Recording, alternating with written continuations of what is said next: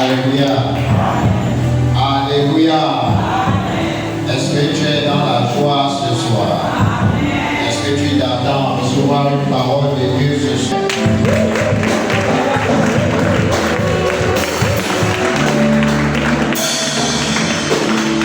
Alors, nous allons sans plus tarder prendre nos Bibles et nous allons ouvrir nos Bibles dans le livre de 1 Roi.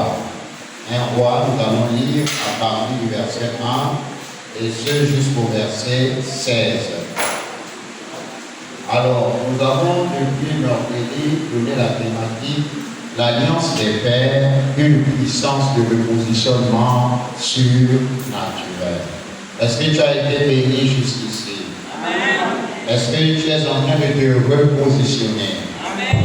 Alors, donc, nous lisons. Si tout le monde a trouvé le texte, nous allons le lire ensemble. 1 Roi 17, à partir du verset 1. Élie le Tishbite, l'un des habitants de Galaad, dit à Akab: l'Éternel est vivant, le Dieu d'Israël dont je suis le serviteur. Il n'y aura 16 années, ni rosée, ni pluie, sinon à ma parole. Et la parole de l'Éternel fut adressée à Élie en ces mots: pars d'ici, dirige-toi vers l'Orient et cache-toi. J'ai ordonné au corbeau de te nourrir là. Il partit et fit selon la parole de l'Éternel. Et il alla s'établir près du torrent de Kérit qui est en face du Jourdain.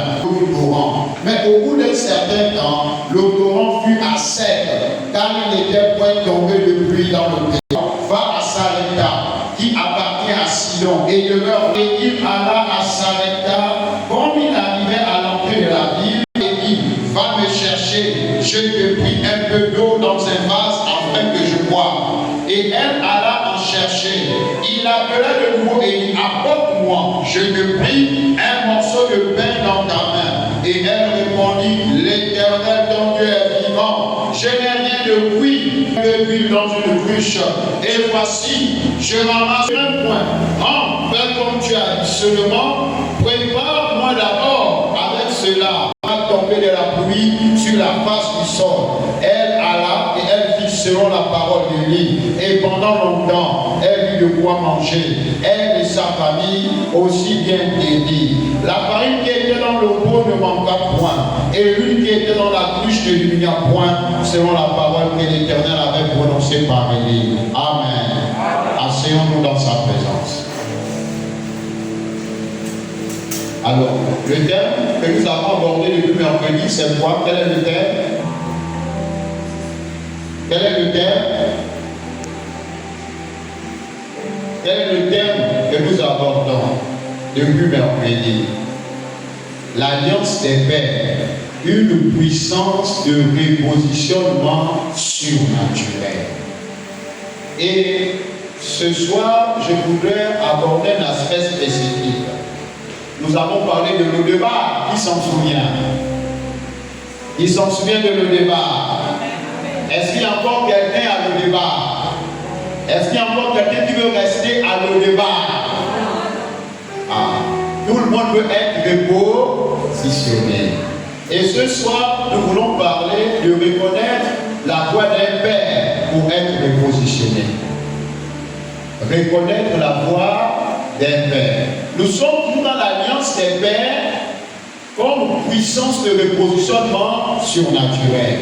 Mais pour que l'alliance des pères puisse te repositionner, tu dois reconnaître la voix du père. Est-ce que quelqu'un me suit? Dis que tu dois reconnaître la voix du père. Il y a quelqu'un qui est à côté de toi, que ton repositionnement dépend de la reconnaissance de la voix du père. Ah, j'ai pas entendu. J'ai pas encore entendu. Donc, si tu n'as pas entendu la voix du Père, il te serait difficile de te repositionner. Est-ce que quelqu'un peut dire Amen? Regardez l'histoire que nous venons de lire. Il y a un prophète qu'on appelle Élie. Amen. Et il y a une veuve et son enfant. Et ils sont dans un contexte de famine. Celui qui a fermé le ciel, c'est Élie. Mais Élie a été rattrapé même par les conséquences de la fermeture du ciel. Est-ce qu'on se comprend? Donc tout le pays est dans la famille. Dieu dit à Élie, va au torrent de Kérit. Il y a quelqu'un au torrent de Kérit. Regardez bien au torrent de Kérit, le prophète n'est pas pris en charge par les hommes. Est-ce que quelqu'un me suit? Au torrent de Kérit, le prophète n'est pas pris en charge par les hommes. Conséquence, personne n'est béni au torrent de Kérit. Est-ce que quelqu'un me suit? Élie est nourri par les corbeaux, matin et soir. Élie boit au torrent. Jusque-là, Élie n'est en bénédiction pour personne. Amen. Mais il y avait une veuve qui était sur le point de mourir. Il y avait une veuve qui était sur le point de... Pourquoi? Parce qu'elle était dans la famine. Elle était rattrapée par la disette. Elle a été rattrapée par la crise économique. Et Dieu est dans le ciel. On dit qu'il est le père des orphelins. Il est le mari des veuves. Mais elle une veuve qui est sur le point de mourir. Mais pendant ce temps, il y a un prophète qui est au torrent de Kérit. Dieu dit que si le torrent continue à donner de l'eau, la veuve va mourir. Yes. Je ne sais pas si quelqu'un me suit ce soir. Le prophète au torrent ne sert à personne. Mais une veuve est sur le point de mourir. Alors Dieu dit il faut que le torrent sèche. Quand le torrent est devenu sec, Dieu dit à Élie, va à Sarepta. Amen. Quelqu'un me suit jusque-là? Il dit que j'ai ordonné à une veuve de te nourrir. Peuple de mouvement les oreilles, que le Seigneur nous éclaire ce soir. Il dit que j'ai ordonné à une veuve de te nourrir. Est-ce que l'autre vient était bizarre? Il ordonne à une veuve de te nourrir, mais la veuve qui doit te nourrir n'a rien à manger pour elle et son fils. Je ne sais pas si quelqu'un me comprend. Dieu dit à la veuve, à Élie, que j'ai demandé à la veuve de te nourrir. Mais la veuve qui doit nourrir le prophète n'a même pas assez pour elle et son fils. Je ne sais pas si quelqu'un me suit ce soir. Il faut que vous commenciez à comprendre là où je vais vous amener. C'est la veuve qui doit nourrir le prophète. Mais la veuve n'a qu'un peu d'huile et un peu de farine. Et ça ne suffit même pas pour la subsistance d'elle et son fils. Mais c'est cette veuve-là qui doit nourrir le prophète. Je reprends encore. Chez la veuve, il y a 1 kilo de poisson et un bol de riz et un plat d'huile. Mais Dieu dit que va chez la veuve. C'est à la veuve que j'ai ordonné de te nourrir. Mais lorsqu'on fait la popote de la veuve, ça ne peut même pas tenir une semaine pour elle et son fils. Mais là, si la bouche du prophète s'ajoute, on fait comment?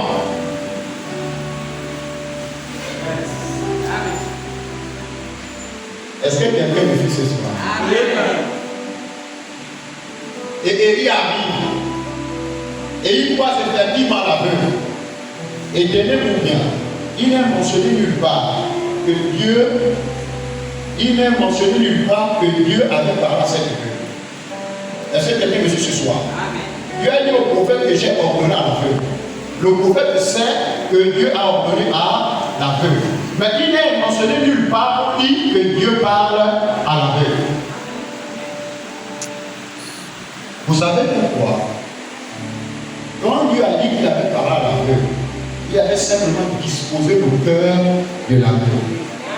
La veuve n'avait pas entendu la voix audible de Dieu, comme le prophète avant. Et voilà le prophète qui arrive même à bizarre. Il dit à la veuve, je veux d'abord de l'eau. La veuve dit, voici l'eau. Il dit, maintenant, il faut aller me préparer à manger. Amen. Amen. Il dit à la veuve, va me préparer à manger.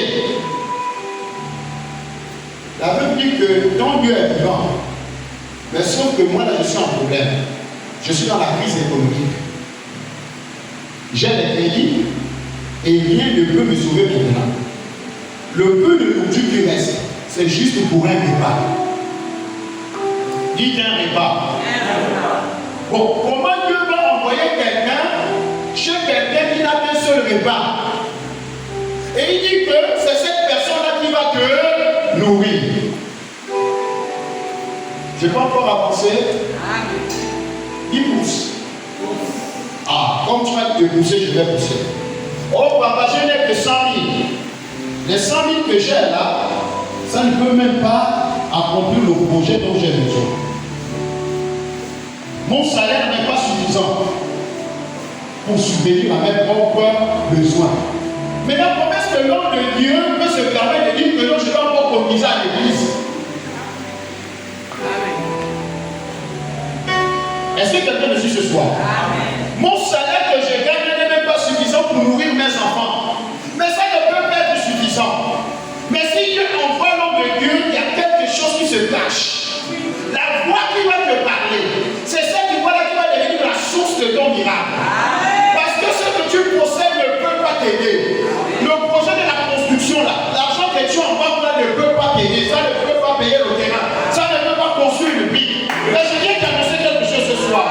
Si Élie se pointe pour dire que c'est toi qui es la source du pasteur, ne dis pas que pasteur, ton salaire ne peut pas suffire. Non! Si Dieu dit que tu es la source, c'est que tu vas devenir une source intarissable. Mais comment devenir une source intarissable? Il faut reconnaître la voix du Père lorsqu'il te dit que donne-moi. Le miracle se situe dans un seul mot. Donne-moi.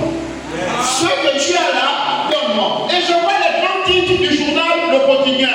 Les escrocs pasteurs du Gabon qui ne se jettent même pas à escroquer les veuves. Mais c'est la qualité des pasteurs comme Élie.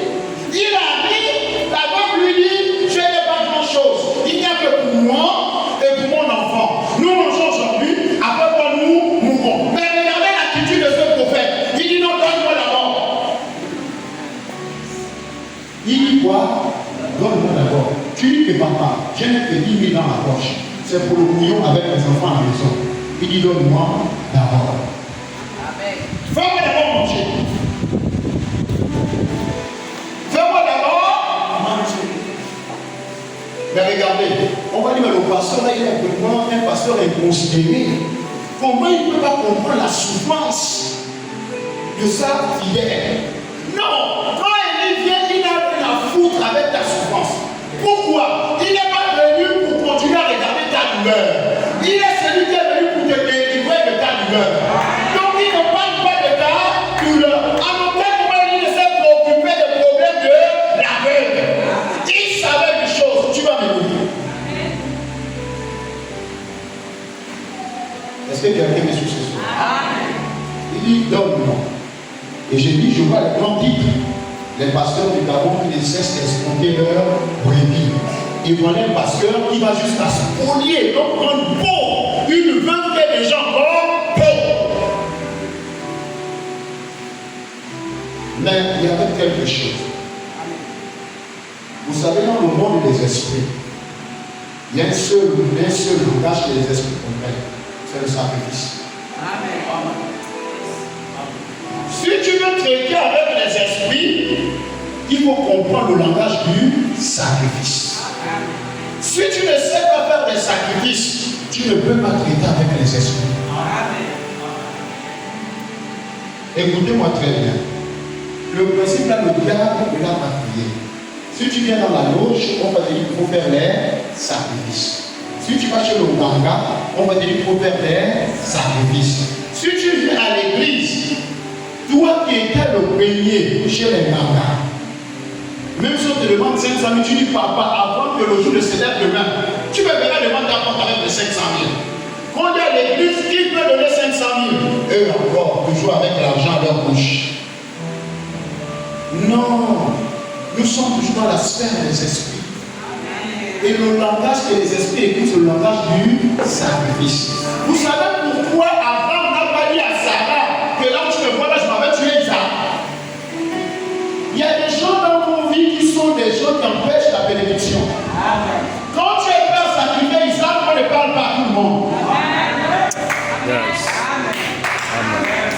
J'ai dit, si tu es prêt à sacrifier Isaac, tu ne parles pas à tout le monde. Parce que si Abraham aurait dit à Sarah que je m'avais sacrifié Isaac, elle a dit que toi et ton Dieu en fait devenu fou. Que mon enfant, que tu as commencé comment pour le sacrifier.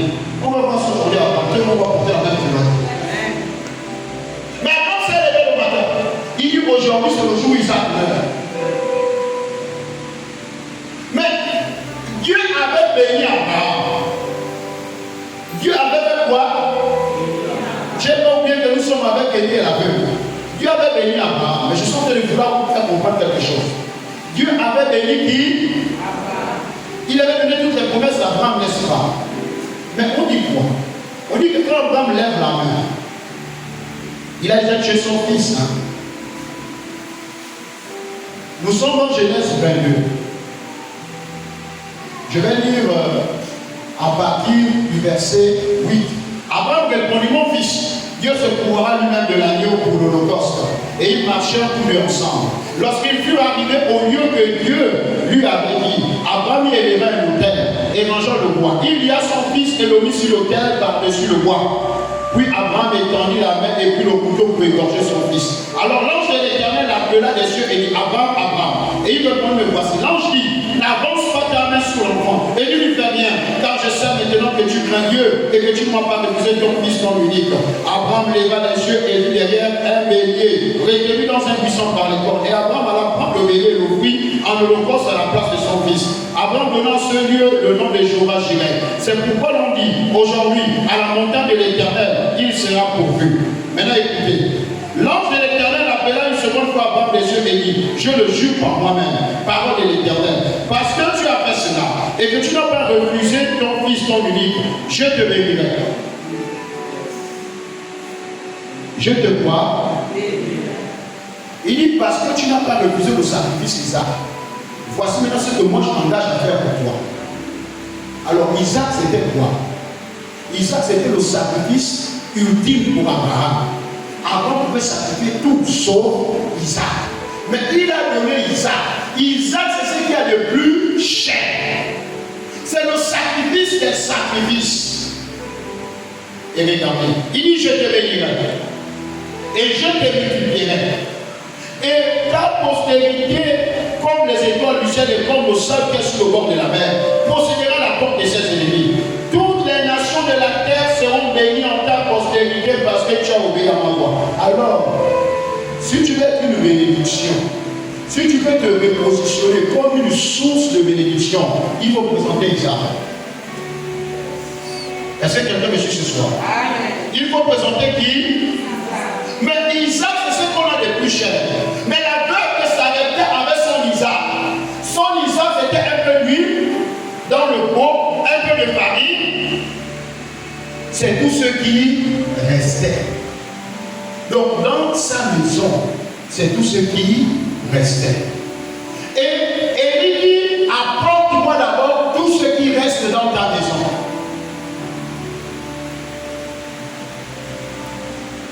Et quand il a dit à Élie, je te donne tout ce qui me reste. Alors Élie dit, tu ne mourras plus de famille. Vous savez pourquoi beaucoup meurent de famille? Ce soir, je vais te repositionner financièrement. Il y a celui qui a côté de toi, il vient nous repositionner financièrement. Il faut bien dire, Parce que je vais te dire la suite, il faut bien dire. Est-ce que tu es bien assise? Ce que tu possèdes maintenant ne pourra rien faire pour toi. Tu as cotisé, toutes les fois que tu as cotisé, il y a eu la maladie. Toutes les fois que tu as cotisé, il y a eu les décès. Toutes les fois que tu as cotisé, tu n'as plus rien faire avec. Tu sais pourquoi? Parce que tu n'as pas reconnu la voix du Père. Quand le Père t'a dit donne, tu dis que j'ai déjà assez donné. Est-ce que quelqu'un me suit ce soir? Amen. Est-ce que je peux encore avancer? Dis-moi pousse. Alors quand je je pousse, je vais te dire une chose. Tu as contribué à l'église, n'est-ce pas? Mais tu ne vas pas contribuer à la dimension de l'aveu. Voilà pourquoi tu dis que j'ai donné, mais jusqu'à présent je ne vois rien. Mais tu ne peux rien voir. Il y a un niveau où Dieu apparaît. Dieu apparaît quand Isaac est sur le père. Tu as donné ce que tu avais du superflu. Les gens sont arrivés ce jour-là, Jésus était assis. Et vous dites, est-ce que Jésus s'intéresse à l'argent? Je vous donne un épisode où Jésus même est assis en train de regarder comment les gens mettent de l'argent dans le panier de pain. Donc Jésus ce jour-là est devenu comptable. Et il s'est assis, l'œil ouvert, pour voir combien de gens donnaient. Et il voit tout le monde arrive. Un gars qui est payé à 1 million, il donne 100 000. Jésus dit non, ça c'est le superflu. Jésus n'est pas impressionné. On dit cotisation à l'église. Quelqu'un paie à 500 000, il vient donner 50 000. Jésus dit non, je ne suis pas impressionné. Et puis il y a une veuve, comme la veuve de Sarepta. Alléluia. Il dit que après que j'ai donné ça, il n'y a plus rien qui reste. Donc si je dois mourir aujourd'hui, je vais mourir.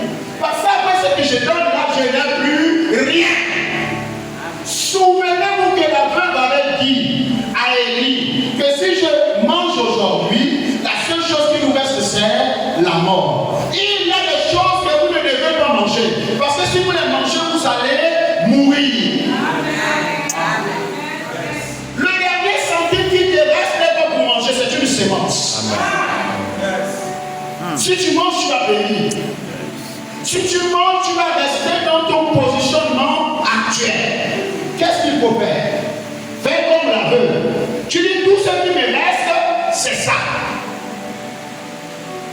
Et la veuve vient. Et elle donne tout ce qui lui restait pour vivre. Et Jésus dit, voilà une offrande agréable. Voilà une offrande agréable. Une offrande comment? Pourquoi était-elle agréable? Parce que cette offrande que donne la veuve était le type d'Isaac. Cette offrande que donne la veuve était le type de la veuve de Sarepta. Quelqu'un me suit? Vous savez pourquoi Dieu est obligé de réagir? Parce que nous avons poussé Dieu jusqu'à son dernier retranchement.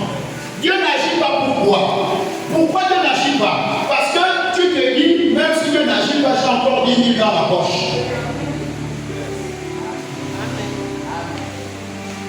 Je ne sais pas si quelqu'un me comprend ce soir. Dieu n'agit pas parce que tu te dis, j'ai encore 50 000 dans la poche. Donc tu n'as pas la foi. Tu dis non, j'ai semé mon offrande. Mais ta foi n'est pas sur l'offrande que tu as semé. Ta foi est sur les 50 000 qui restent. Voilà pourquoi ton offrande n'a pas une voix puissante. Parce que ta force n'est pas dans ton offrande. Mais la veuve ne s'arrête pas. Mais Abraham avait dit, soit Dieu fait quelque chose, soit Isaac meurt. C'est deux choses aujourd'hui. Ou Dieu intervient, Isaac vit, ou Dieu n'intervient pas, Isaac meurt. C'est deux choses pour la veuve. J'ai tout donné ce qui me reste à vivre. Ou le Dieu de cet homme est vrai, ou c'est un menteur, nous allons périr. Mais quand tu commences à dire, j'ai tout donné, maintenant si tu n'agis pas, je vais mourir. C'est à ce net moment que Dieu se lève.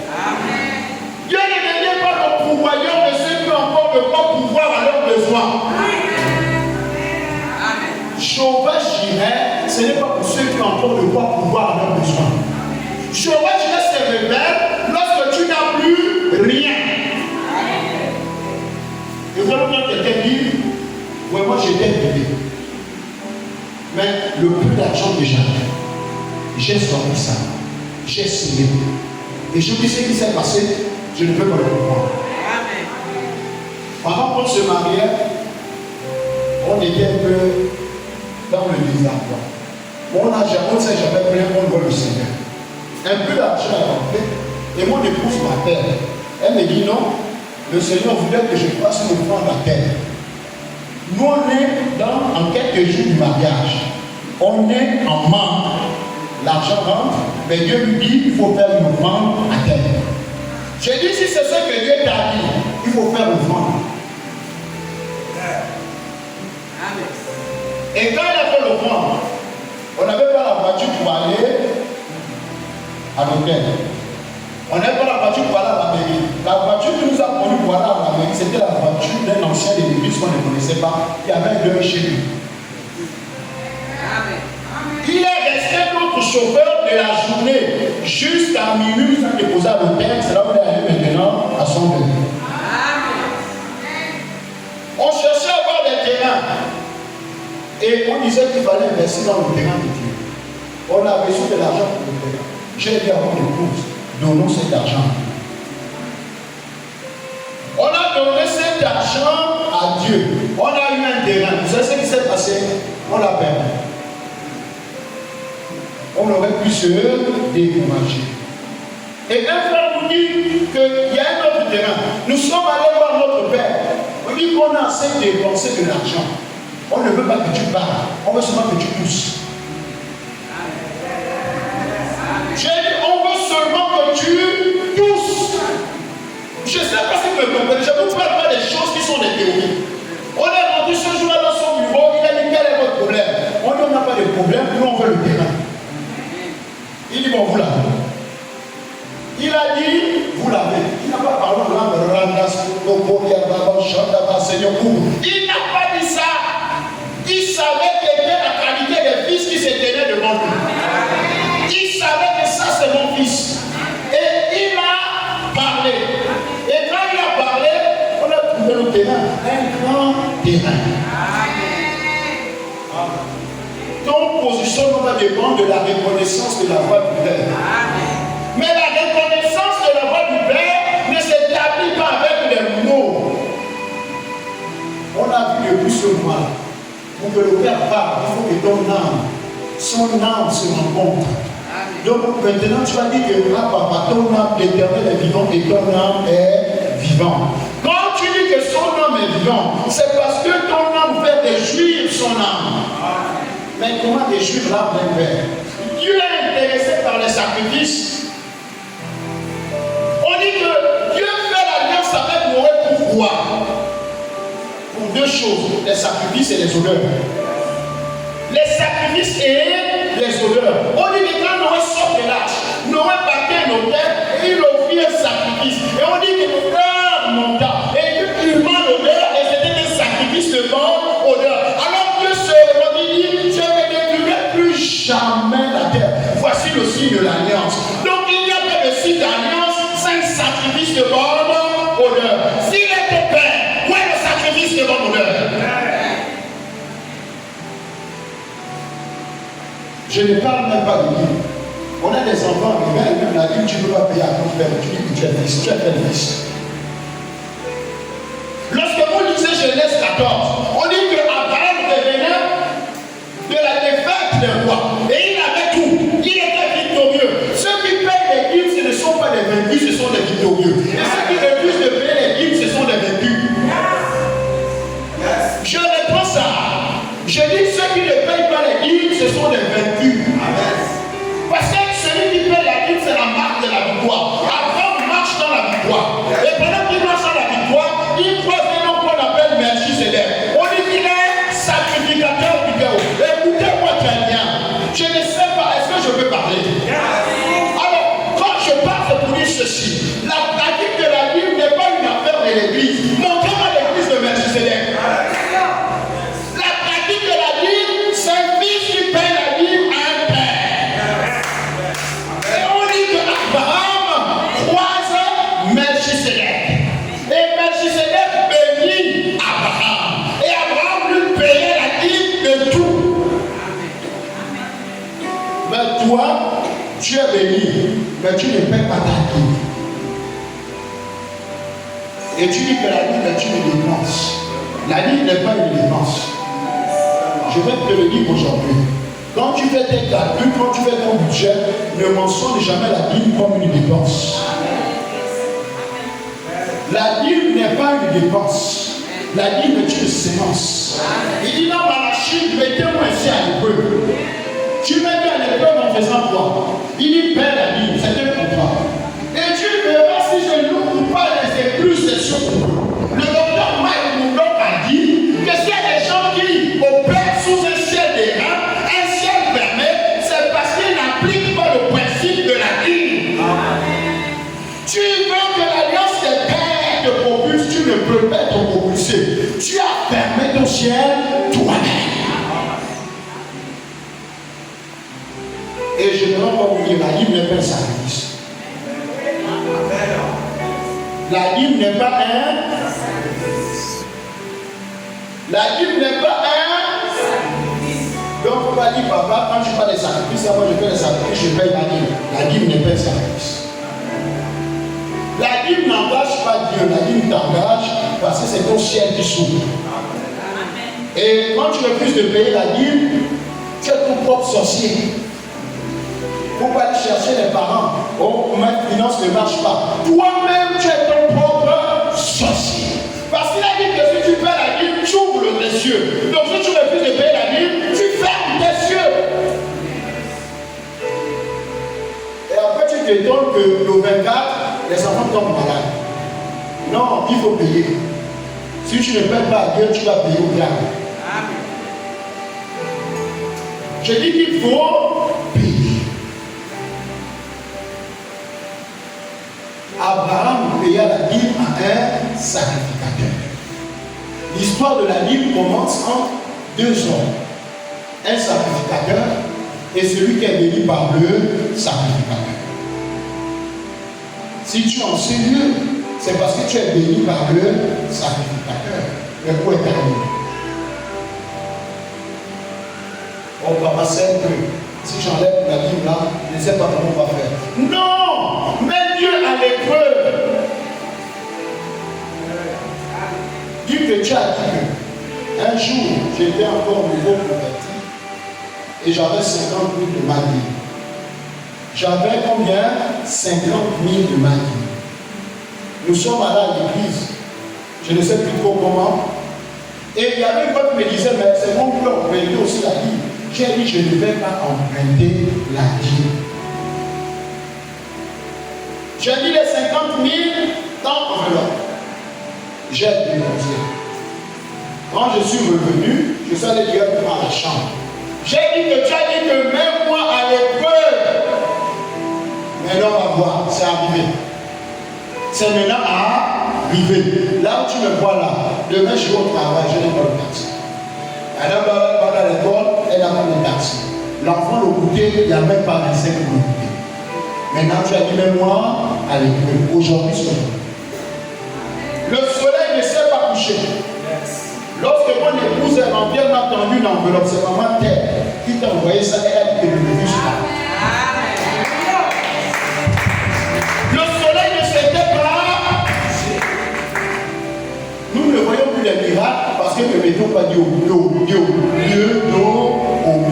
La veuve a dit, prends tout, mange. Il dit, bon, comme tu m'as tout donné pour manger, à partir de maintenant, il ne manquera plus à manger dans ta maison. Nos maisons, il manque à manger parce que nous n'avons pas tout donné à Dieu. Ton projet n'avance pas parce que les cotisations ne peuvent pas te propulser. Je vais te mettre au défi. Si tu vois qu'il y a une chose qui ne marche pas, prends le peu que tu as pour cette chose, donne-le.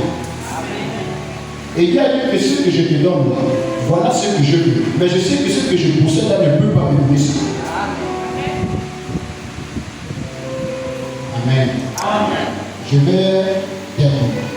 Reconnaître la voix des pères pour être positionné. L'alliance des pères a une puissance de repositionnement surnaturel. Il y avait une autre histoire, l'histoire d'une veuve encore qui avait des enfants. Nous sommes dans le roi 4. Je vais lire et je vais terminer par là. Le roi 4. Est-ce qu'on peut tous aller à 2 roi 4? Et dit, c'est qu'il y a quoi aussi?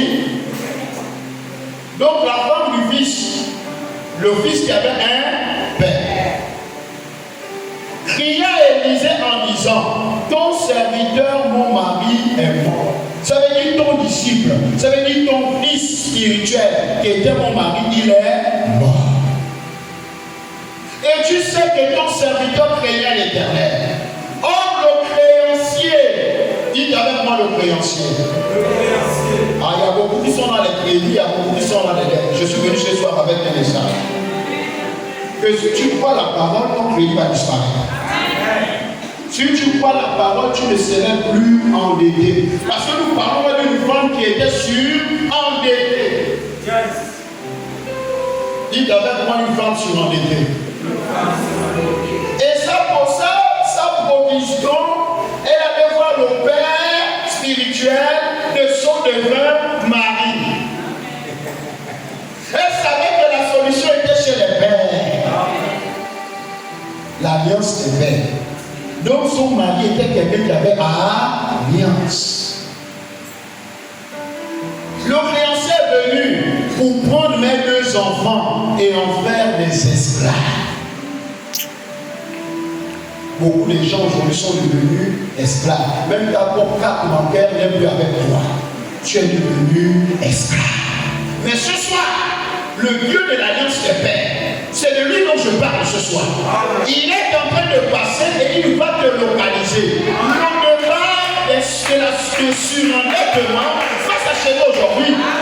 On a dit que l'alliance des pères te localise à l'au-delà.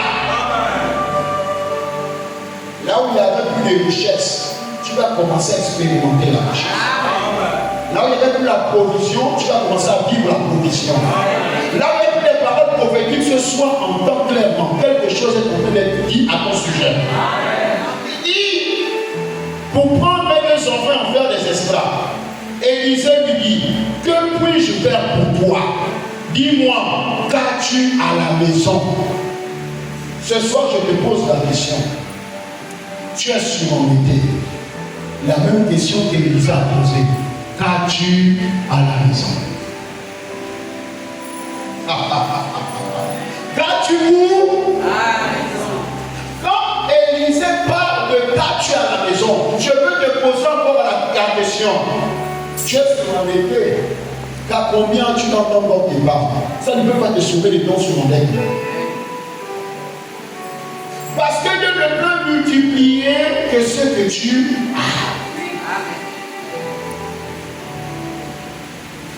Écoute, ta servante n'a rien, sinon à la maison qu'un vase d'huile. Disons ensemble un vase d'huile. Dis que c'est suffisant. Dis que c'est suffisant. Ton vase d'huile est pour faire quoi? Pour te sortir de l'endettement. Il dit, va demander au dehors des vases chez tous tes voisins. Des vases vides. Et n'en demande pas un petit nom. Sois une petite fiole d'huile et on te dit non, va chez tous tes voisins prendre les vases. C'est insensé. C'est fou. Mais en fait, tu ne vois pas que mon petit là, c'est simplement 0,5. Élisée dit, moi je ne t'ai pas demandé la quantité de ton huile. Je t'ai dit, va prendre des récipients à l'extérieur. Est-ce que quelqu'un est prêt à prendre des récipients ce soir? Est-ce que quelqu'un est prêt à prendre des récipients ce soir? Et il dit, quand tu seras rentré, tu fermes la porte sur toi et sur tes enfants. Tu verseras dans tous ces vases et tu mettras de côté ceux qui seront pleins. Alors elle le quitta. Elle ferma la porte sur elle et sur ses enfants. Et il lui présenta les vases, elle versait. Lorsque les vases furent pleins, elle dit à son fils, présente-moi encore un vase. Mais il lui répondit, il n'y a plus de vase et lui s'arrêta. On dit qu'il n'y avait plus de vase. Les vases, ils étaient comment? Ils étaient, non, au départ, ils étaient comment? Ils étaient vides. Et il y avait une petite quantité d'huile à côté, n'est-ce pas? Et ils ont pris beaucoup de vases vides. Dans nos pays, il y a beaucoup de vases vides qui ont besoin d'être remplis.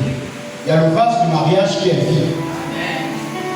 Il y a le vase du travail qui est vide. Il y a le vase de la promotion qui est vide. Mais Élisée te dit ce soir que tu peux remplir tous ces vases vides de ta vie. Il te suffit de prendre le peu que tu as.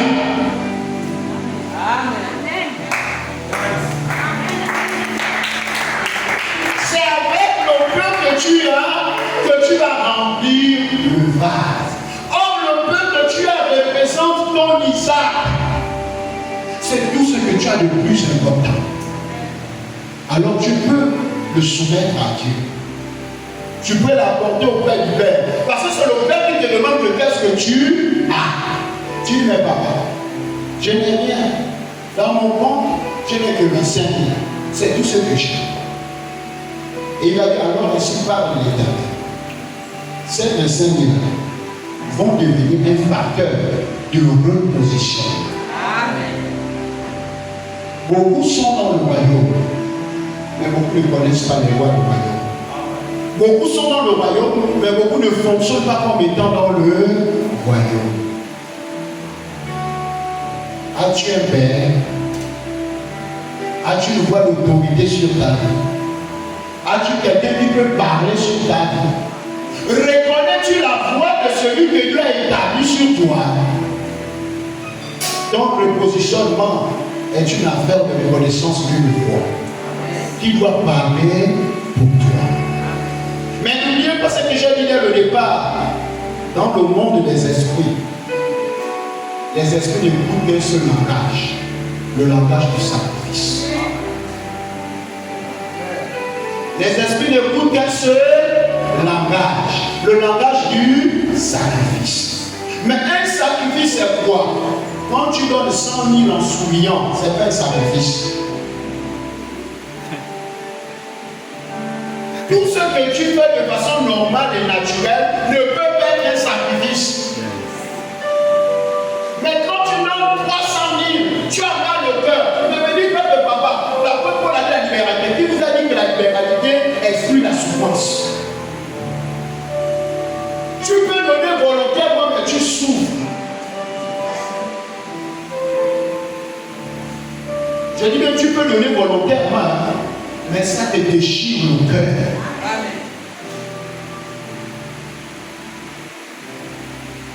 Et je suis vraiment de l'Éternel. Quand Adam et Ève ont péché, quand Dieu a fini de discuter avec eux, Dieu a donné un sacrifice. Dieu a donné un sacrifice. Il s'est fait d'ailleurs l'occasion. Il a tué l'animal et il a revêtu Adam et Ève. Pour entretenir l'alliance, il a demandé des sacrifices. Et vous vous souvenez que Isaac pose la question à Abraham. On a le bois, on a le feu, on a le couteau. Mais où est l'agneau pour le sacrifice? Et voilà qu'un prophète nommé Jean-Baptiste au bord du Jourdain. La question d'Isaac a traversé le temps.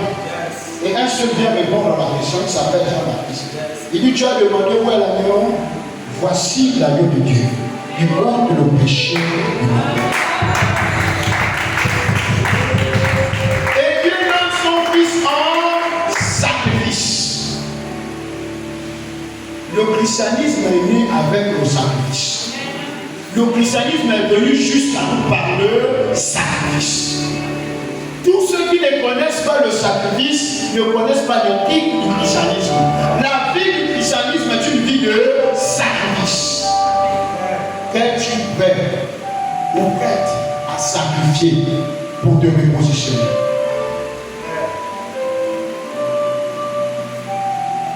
Es-tu prêt? Dans Acte 10, verset 56, un ange est venu de la présence de Dieu. Il a dit à Corneille, des aumônes et des prières ont été exaucées. Dieu a exaucé quoi? Des aumônes. Mais toi, tu ne fais jamais des offrandes. Tu penses que l'offrande, c'est quelque chose de, on va dire quoi, de superficiel. Non, notre Dieu est un Dieu d'offrande. Notre Dieu est un Dieu de sacrifice. Tu veux te repositionner, il te faut un sacrifice. Oui, Abraham, pour être béni, être le père des nations, a donné Isaac. Ne me dites pas que Isaac n'était pas mort. Non, dans le cœur d'Abraham, Isaac était mort. Quand il est dans le couteau, c'était pour accomplir ce qu'il a déjà accepté à l'Éternel. Où est ton Isaac sur le terre? Tu veux voir le Dieu qui pourvoit? il faut qu'Isaac soit sur le terre. L'année 2026 ne va pas changer parce que tu as déclaré que je me repositionne. Il y a un sacrifice à placer sur le terre. Parce que l'alliance des pères répond à la loi des autels. Et derrière l'autel, il y a une voix. Et la voix de l'autel est activée par le sacrifice. Et la puissance de la voix du sacrifice, ou du moins la voix du sacrifice, dépend de la catégorie des sacrifices. Un jour, un prophète prêchait ici au Maroc. Et Dieu lui a dit, enlève tes chaussures. Va donner ça à un vieux qui est là-bas. Le prophète a prêché. Il a enlevé ses chaussures pendant qu'il prêchait. Il est venu, papa vient. Et il a dit, je vais voir si ce que Dieu a dit aujourd'hui est vrai. Il faudrait que les chaussures là entrent, que ce soit la même voiture. Il a dit à l'église, Dieu m'a dit que je lui donne mes chaussures. Papa, viens prendre mes chaussures. Quand le papa est arrivé, dès que le papa rentrait les chaussures, il est passé boué. L'onction est tombée, tout le monde était au sol. Le prophète a fait venir l'onction sur l'église parce qu'il a donné à me prendre ses chaussures. Mais toi, tu veux te repositionner, tu donnes quoi?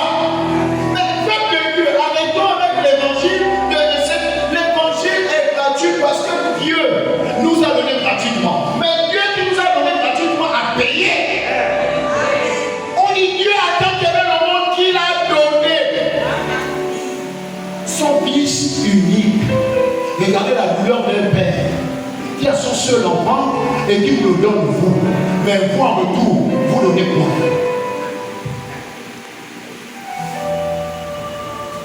Tu donnes quoi?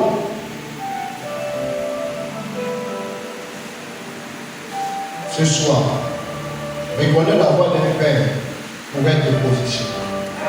Mais dans les principes de l'alliance avec le Père, il y a la loyauté, il y a la dîme. Il ne peut pas être ton père si tu ne payes pas la dîme. Il faut arrêter. Si c'est ton père, tu dois payer à ton père la dîme. Si c'est ton père, tu dois faire à ton père l'offrande. Si c'est ton père, tu dois toucher l'âme de ton père. Tu connais ses besoins, tu connais ses goûts, tu connais ce qu'il aime. Tu attends quoi? Touche son cœur. Et pendant que tu toucheras son cœur, l'alliance va parler. Je vous ai dit que l'alliance, c'est l'esprit. Pourquoi les esprits de vos parents réclament? Parce que c'est l'alliance. Donc il faudrait que, à partir d'aujourd'hui, on a trop péché sur les démons, les voisins qui nous réclament. Il faut que l'alliance de ton père te réclame pour nous repositionner. Il faut leur faire parler la voix. Est-ce que quelqu'un est prêt à faire parler la voix de l'alliance? Non, ton amen me dérange. Ton amen me dérange. Ton amen me dérange. Ah, ça commence à venir. Comment nous t'aimer? Lorsque la veuve de Sarepta était en difficulté, qu'elle était sur le point de mourir, tuée par la famille, Dieu n'est pas descendu du ciel. Dieu a envoyé un homme avec une voix. Et derrière la voix de cet homme, il y avait un signe, la multiplication. Si tu es prêt à recevoir la voix d'un homme envoyé de Dieu, il y a un signe qui accompagne la voix de cet homme. Et ce signe, c'est que cette voix va parler en ta faveur. La veuve, la femme fils du prophète, était sur le point d'être, ou du moins ses enfants, étaient sur le point d'être vendus comme des esclaves. Mais elle a sollicité la voix d'un père, Élisée. Et quand le père a parlé, elle est sortie du surendettement.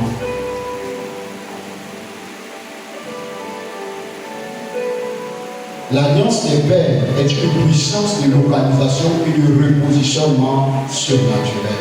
Mais est-ce que tu entends la voix du Père? Je ne parle pas de la voix du Père des Pères. Je parle de la voix du Père. Lorsque lorsque Marie est venue dire à Jésus, ton père et moi te cherchons, Jésus a dit, je m'occupe des affaires de mon père. Et quand vous regardez le texte, mon père a un grand P et ton père a un petit P. Ce n'est pas une faute d'orthographe, c'est un jeu herméneutique qui nous dit que c'est un jeu de père. Où il y a ton père, où il y a mon père. Ce soir, mon père t'a donné ton père. Mais qu'est-ce que tu fais? On dit qu'il grandissait en stature et en grâce. Et il obéissait à son père. Ferme juste les yeux ici. Il va persister. Parce que Dieu t'ouvre une brèche. Cette pauvreté doit mourir. Parce que Dieu t'ouvre une brèche. C'est ta saison de repositionnement. Mais tu dois entendre la voix du Père. C'est au travers de cette voix que tu vas être repositionné. Rimbe